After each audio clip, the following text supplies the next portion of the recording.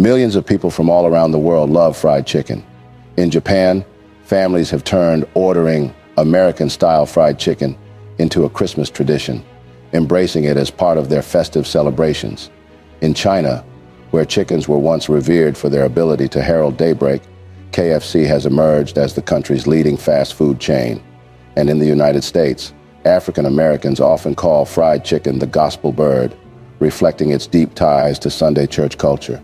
Perhaps the world loves fried chicken because there are so many different ways to marinate, season, coat, and fry it.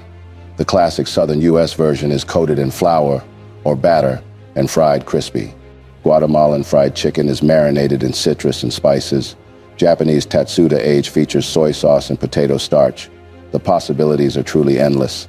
However, despite the fact that many cultures around the world make distinct varieties of fried chicken, the U.S. South's version is unquestionably the most well-known and the most controversial. But why? Many people in the southern U.S. even assert that fried chicken is their birthright or their state religion, as Damon Lee Fowler described in his 1998 book, Fried Chicken, The World's Best Recipes from Memphis to Milan, from Buffalo to Bangkok. The truth is, the story of fried chicken in the United States is far from straightforward.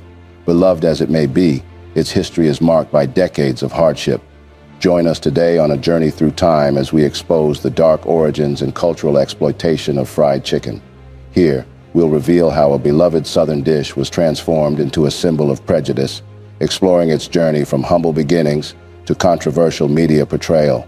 This is the racist history of fried chicken. From the 17th to the 19th centuries, conventional wisdom held that the American South was the birthplace of fried chicken.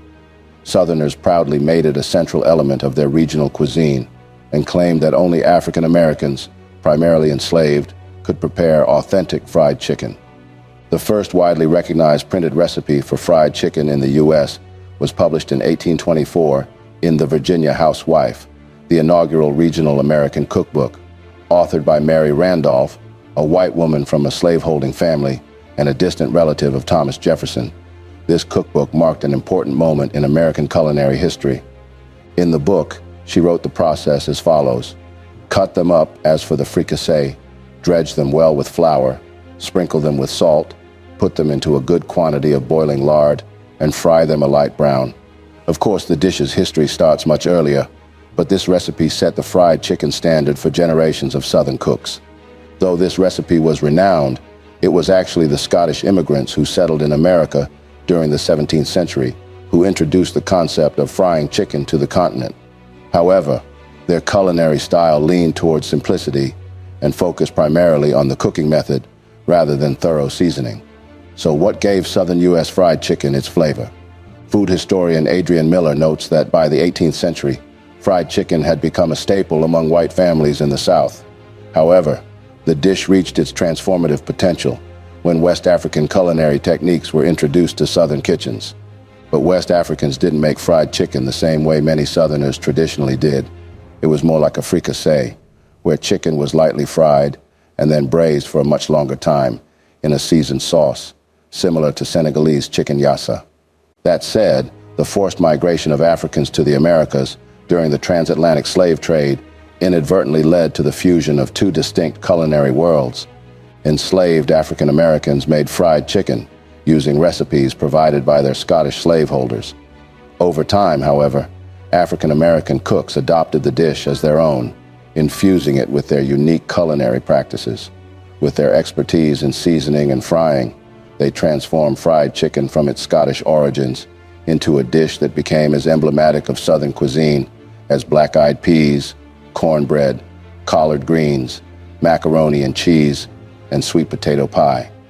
The harmonious marriage of West African spice profiles and Scottish frying techniques culminated in the creation of a culinary masterpiece, a rich infusion of aromatic spices like paprika, cayenne pepper, and garlic, when combined with the intense heat and sizzle of the frying process, produced a symphony of flavors and textures.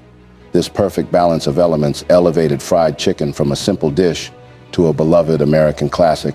Although fried chicken already became a common and well-integrated dish in Southern cuisine even before the U.S. Civil War, it held deeper significance for the African American slaves. For them, Preparing and eating fried chicken was more than just a way to nourish themselves. It represented an act of personal independence and subtle defiance against their oppressive circumstances. Despite the severe restrictions on slaves, many slaveholders allowed enslaved people to raise chickens and sell or barter eggs.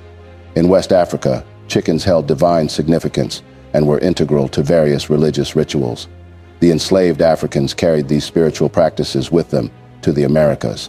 In the southern U.S., African Americans turned to fried chicken as their preferred dish for communal meals after church or when the pastor visited a congregant's home for dinner.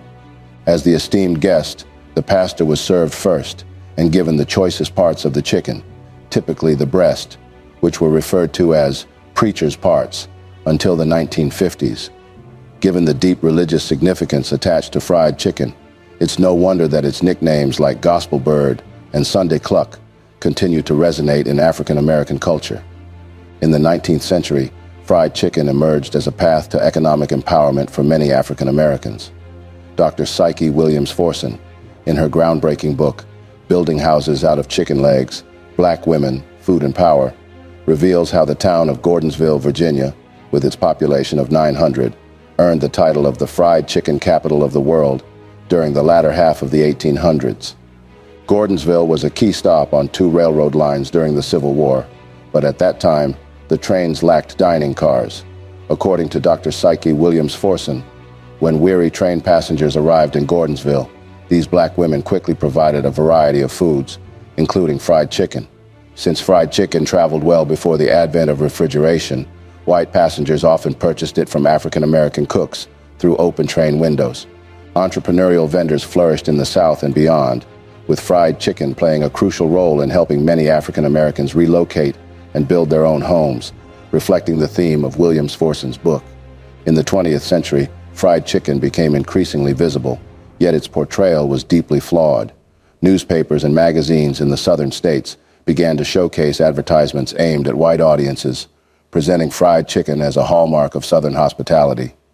Conversely, these same media outlets perpetuated deeply offensive stereotypes by depicting African Americans as fried chicken-eating caricatures. Fried chicken was promoted as a Southern or black specialty, frequently employing derogatory language and imagery. Ads from companies like Church's Chicken portrayed the dish as ethnic food, and other fried chicken restaurant advertisements featured cartoonish depictions of African Americans as caricatures obsessed with watermelon and fried chicken, perpetuating racial cliches under the pretense of innocent advertising. This coon card from 1905 says it all. Unfortunately, these portrayals were not confined to print, but also appeared in film and video. Films like The Birth of a Nation reinforced racist stereotypes by linking black people with the dish, tarnishing its image for generations. This 1915 seminal and supremely racist silent movie by D.W. Griffith is about the supposedly heroic founding of the Ku Klux Klan. Lamentably, it was a huge sensation when it debuted. In one scene of the 3-hour film, a group of actors depicts black elected officials as lazy and unruly, behaving crudely in a legislative hall. The intended message to the audience is clear. This is what happens when black individuals are allowed to vote. Some of the legislators are depicted drinking, others with their feet propped up on their desks, and one is notably eating fried chicken in a very exaggerated manner. Another example of an utterly offensive film is The Jazz Singer from 1927, one of the first feature-length talkies, which featured Al Jolson in blackface and perpetuated harmful stereotypes. The film often depicted African Americans in a demeaning manner, with exaggerated imagery of them holding watermelons and fried chicken, trivializing a rich and diverse culinary heritage into a single derogatory narrative. An examination of film posters from the 1920s through the 1950s also reveals a disturbing pattern in which fried chicken was used to marginalize African Americans. As we approach the mid-20th century, the commercialization of these stereotypes becomes increasingly prominent. Aunt Jemima and Uncle Ben were more than just brands. They were caricatures that exploited the very stereotypes we're examining. Aunt Jemima was created in the late 19th century and became well known for its pancake mix and syrup. It featured a caricature of a mammy figure, a stereotype of African American women as contented servants. The image was based on the minstrel show character and was perpetuated in advertisements that depicted Aunt Jemima in a way that suggested she was happily serving a white family, often in a plantation-like setting. Around this era was also when the mammy stereotype first appeared. The mammy was portrayed as a loyal, overweight black woman devoted to her white family, often depicted in the kitchen, preparing fried chicken. This stereotype reinforced the idea of black women as subservient and maternal, while obscuring the realities of their experiences with racism and inequality. Meanwhile, Uncle Ben's brand, introduced in the 1940s, used an image of an elderly African-American man in a suit, which played into the stereotype of the happy servant. The brand's marketing emphasized that Uncle Ben was a figure of hospitality and good service, again reducing complex cultural identities to simplistic and stereotypical representations. Market research shows that by the 1950s, Aunt Jemima had become one of the most recognizable brands in the U.S., indicating that this stereotype was not only widely circulated, but also highly profitable. Now let's fast forward to 1964, a watershed moment for America. Lyndon B. Johnson signed the Civil Rights Act, marking the end of segregation. Ironically, that very year saw the rise of fast food chains like Kentucky Fried Chicken, or KFC, presenting a culinary paradox. While the Civil Rights Act sought to dismantle the barriers that had long divided the nation, KFC seemed to reinforce them in a more subtle manner. Colonel Harlan Sanders, the founder of KFC, quickly became a household name with his secret blend of 11 herbs and spices. Yet, what many overlook is that, intentionally or not, KFC's business strategy perpetuated the fried chicken stereotype. The company predominantly targeted low-income, predominantly black neighborhoods for its franchises.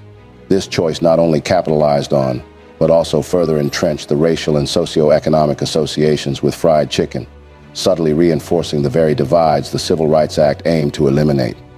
A study from the late 1960s revealed that fast food chains, such as KFC, were disproportionately located in marginalized communities, sparking accusations of food redlining. This term referenced the practice of strategically placing these restaurants in certain demographic areas, akin to how redlining was used to restrict access to housing. Despite the dismantling of legal barriers to integration, the placement of fast food outlets became an unanticipated arena for racial tension and division. As African Americans began to patronize restaurants that were previously off-limits to them, the stereotypes associated with foods like fried chicken were reignited. The dish evolved into an ironic symbol, embodying both cultural pride and persistent prejudice. Think about the sit-ins that took place at lunch counters throughout the South.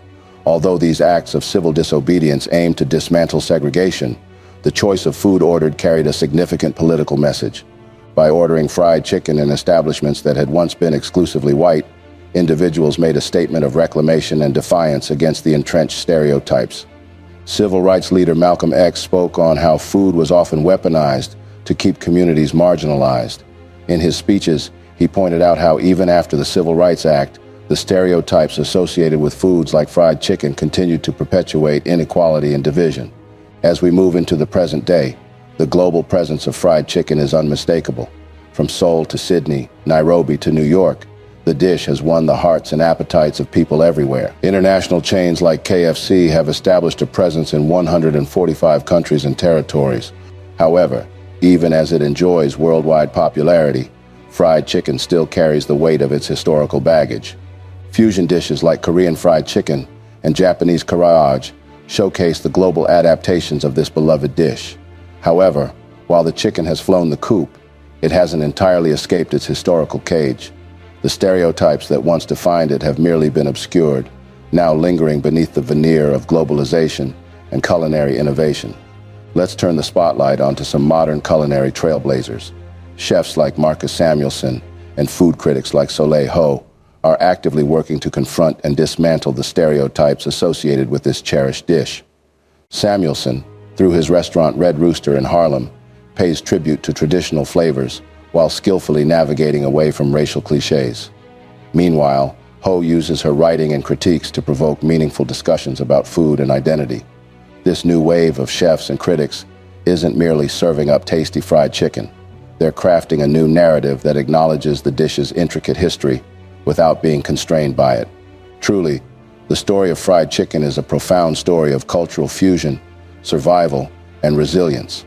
It illustrates the merging of two distinct culinary traditions, the resourcefulness and defiance of a community in the face of oppression, and the ongoing struggle against stereotypes and misrepresentations. Understanding this history is crucial. It helps us appreciate the rich culture behind every bite while confronting the lingering issues that need to be addressed. By recognizing the full story of fried chicken, we can work towards a more inclusive and respectful appreciation of the diverse culinary traditions that make up our world. If you found this exploration insightful, please like, comment, and subscribe to our channel. Share your thoughts and let us know how you feel about fried chicken and all its history. Your support helps us continue bringing these interesting conversations to light. Until next time, keep questioning, keep learning, and keep appreciating the rich stories behind the things we love. Thanks for watching.